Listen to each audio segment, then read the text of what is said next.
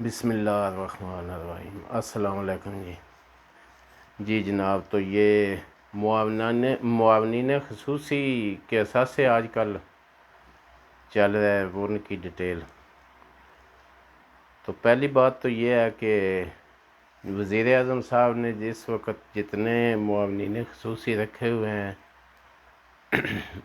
وہ اتنے آج تک پہلے کسی وزیر اعظم نے نہ معاونین رکھے ہیں، حتیٰ کہ پاکستان میں صدارتی نظام بھی کچھ دے رہا ہے تو کسی صدر نے بھی اتنے معاون خصوصی نہیں رکھے۔ تو ان کے اساس سے ڈکلیئر کروا کر خان صاحب نے ایک مثال تو قائم کر دی، جن میں سے کچھ کی دوہری نشریت بھی نکل آئی۔ دوہری شریعت کا تو قانون واضح ہے پاکستان میں، آئین کے مطابق دوہری شریعت والا الیکشن میں حصہ نہیں لے سکتا، سینٹ قومی اسمبلی کا ممبر نہیں بن سکتا۔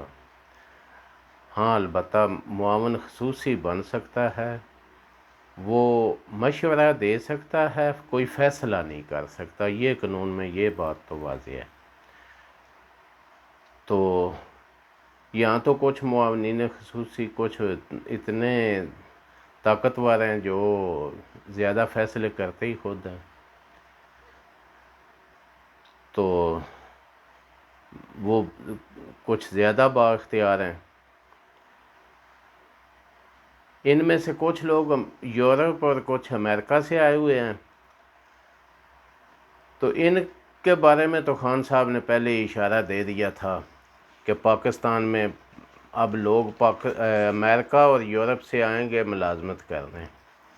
تو یہ وہی لوگ ہیں جو ملازمت کرنے پاکستان آئے ہوئے ہیں۔ اس کے علاوہ کچھ اداروں کے سربراہ بھی ہیں جو ملازمت کے لیے پاکستان آئے ہوئے ہیں۔ اس کے بعد آتا ہے ان کی جائیدادیں، جو جائیدادیں انہوں نے ڈکلیئر کی ہیں۔ ان کے پلاٹ اسلام آباد میں گار ہیں، یہ تو اچھی بات ہے، ان کے پلاٹ ہیں، لیکن جو قیمت انہوں نے ظاہر کی ہے اسلام آباد میں پلاٹوں کی، یہ قیمت تو شاید آج سے 50 سال پہلے ہو۔ اس وقت تو یہ قیمت شرمناک حد تک کم ہے۔ حالانکہ گورنمنٹ آف پاکستان نے پچھلے کچھ سالوں سے، میرا خیال ہے شہباز شریف نے پنجاب میں پہلے، مجھے کنفرم ہے شہباز شریف کی حکومت میں، یہ ہر علاقے اور ہر شہر گاؤں کے لیے قیمت کی علیحدہ علیحدہ ویلیو تھی، شہر کے ہر علاقے کے لیے، ہر گلی میں ہر سڑک پر وہ سرکاری ایک ریشو تھی۔ اس کے مطابق اگر عام آدمی نے زمین لینی ہو نا، بہرحال یہ بات تو عام آدمی کی ہے، عام آدمی نے اگر زمین کا لین دین کرنا ہو تو وہ سرکاری قیمت لگائی جاتی تھی، جس سے کسی قیمت بھی کم پر وہ رجسٹری نہیں ہوتی تھی، یا پھر ملک ریاض فارمولہ لگتا تھا کہ پیسے دو اور قیمت کم کرا لو۔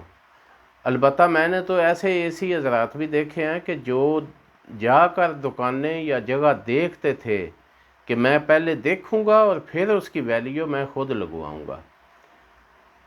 تو عام آدمی کے لیے تو یہ ہے، پتہ نہیں ان کے آگے کوئی پوچھنے والے ہی نہیں، جو لگا دیں وہی سب کچھ ہے۔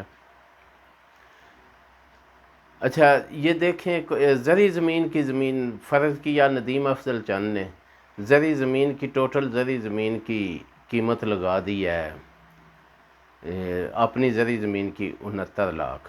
اب مجھے تو نہیں پتہ یہ اس کے نام کتنی زمین ہے، لیکن مجھے یہ پتہ ہے کہ منڈی باولدین میں کم از کم جو ہے نا زرعی زمین کی ویلیو وہ 25-30 لاکھ سے کسی طرح بھی کم نہیں۔ اس حساب سے وہ زیادہ سے زیادہ 2.5 ایکڑ کا مالک بنا۔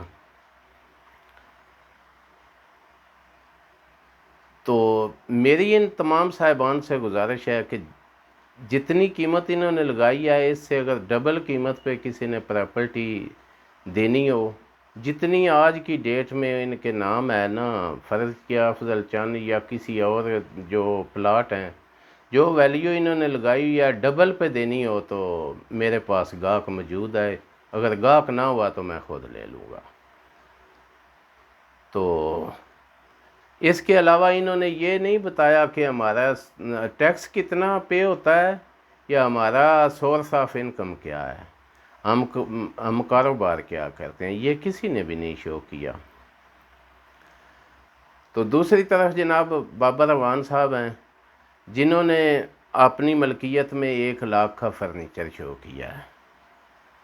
تو جناب بابر اعوان صاحب، آپ پاکستان میں رہتے ہیں،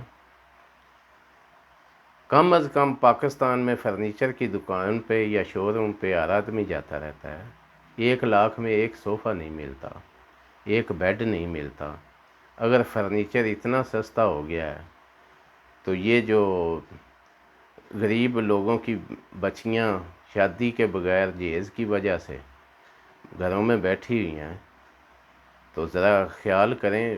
فرنیچر ہمارے معاشرے میں جہیز کا ایک جزو ہے، تو اتنا سستا ہوتا تو شاید کافی بچیوں کی شادی ہو چکی ہوتی۔ تو ویسے خان صاحب ویسے بھی صرف انکوائری کرا کے سامنے لانے کی عادی ہیں، آگے کاروائی کچھ بھی نہیں کرتے، صرف یہی کریڈٹ کافی ہے کہ انہوں نے یہ تفصیلات سامنے لے آئے ہیں۔ اس کے آگے کچھ بھی نہیں ہوگا، کسی کے خلاف کاروائی والی کوئی بات نہیں، بس یہی ظاہر کرنا ہے کہ انہوں نے اثاثے ڈکلیئر کر دیے ہیں۔ پتہ نہیں وہ کہاں اثاثے ہیں جو ان کی قیمت اتنی کم ہے۔ اوکے جی، اللہ حافظ۔ یہ چند گزارشات تھیں۔ اللہ حافظ۔